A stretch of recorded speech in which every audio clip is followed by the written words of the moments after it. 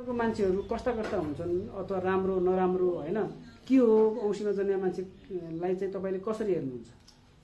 अब सर्वप्रथम त सम्पूर्णलाई हेरेर साथ दिनुहुने मेरा आदरणीय फ्यान फलोवर्सहरू हैन, दर्शकहरू, मेरा आमा बुवाहरू, हजुरबा हजुरआमाले स्पेसल हेर्नुहुन्छ, अलिक बढी बुढापाकाले नि हेर्ने गर्नुहुन्छ र भर्खरका आजभोलिकै केटाकेटीकै कुरा गर्दाखेरि पनि फलो गर्न थाल्नु भएको छ धेरैले। नमस्कार गरे फेरि पनि। र मेरो कुरा भन्दा पनि यो ज्ञानवर्धक कुरा हुन्, यी सबैले फलो गर्ने कुरा हुन्। यी कुरा जसले पनि यस्तो कुरालाई जानेरै आएको हुन्छ। आज सविता आचार्यले बोलेर जानेको सविता आचार्यले मात्रै होइन, त्यो अर्को कविताले पनि जानेको छ, राम हरि सीता सोना सबैले जानेको छ हैन। त्यस कारणले कसले कति भन्ने र कसका कुरा कसले सुन्ने भन्नेमा भर पर्छ। अब सविता आचार्यमा जन्मिएको कुरा औँसीमा भन्दै गर्दा सविता आचार्यले औँसी भन्दै गर्दा डर लाग्नु पर्ने अवस्था होइन।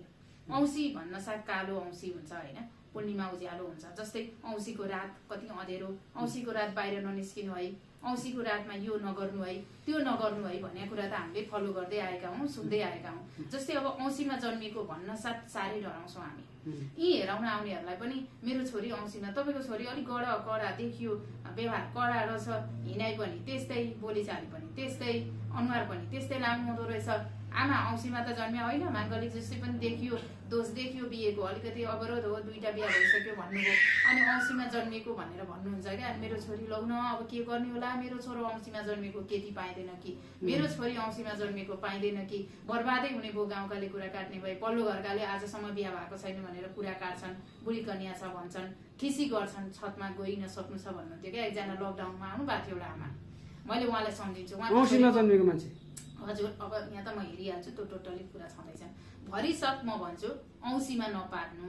कुनै पनि बच्चालाई जन्माउँदै हुनुहुन्छ भने अहिले त चिरेर निकाल्छन् होइन, स्वत जन्मिने कुरा त प्रकृतिले त छँदै छैन।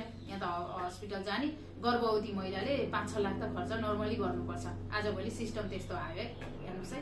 पेट बोकेदेखि नजन्मेसम्म हस्पिटल जानुपर्छ, जन्माउनु भन्दा अगाडि 2-3 लाख लिएर हस्पिटल जानुपर्छ। ल हेर्नुहोस् है, त्यस्तो जमाना आयो। अब औँसीमा नपारिदिनु होला, त्यो कुरा तपाईँले बुझेकै छ, मैले धेरै बोल्नै पर्दैन। औँसी भनेको त्यसै पनि अँधेरो रात। औँसीमा जन्मिएका मानिसहरू घोप्टो अनुहार हुन्छ क्या, अलिकति बढी हेर्ने हो भने, अलिकति अँधेरो अनुहारका, यिनीहरू अलि छिटै रिसाउने, यिनीहरू एकदमै बढी चाहिँ एकदम गहिरो चिन्तन गर्ने, यिनीहरू शङ्का प्रवृत्तिको हुन्छन्, यिनीहरू शङ्का पनि गर्छन्, शङ्का पनि हुन्छन्। शङ्का भनेको सनक सनक सन्किने क्या, एकैछिनमा कुरा मिलायो बिग्रिहाल्ने। जस्तो अब मसँग तपाईँ हामी कुरा गऱ्यौँ भने अलिकति हेर्दा यी पनि एकजना पत्रकार चाहिँ अब यो ऊ नभनौँ सनक सन्किने नै हुनुहुन्छ। अब यो ऊ म भन्दिनँ, अहिले म भिडियो सकेपछि फलानु भन्नुला न। अब त्यो चाहिँ कसैका ह्याबिट हुन्छन्, त्यो सबै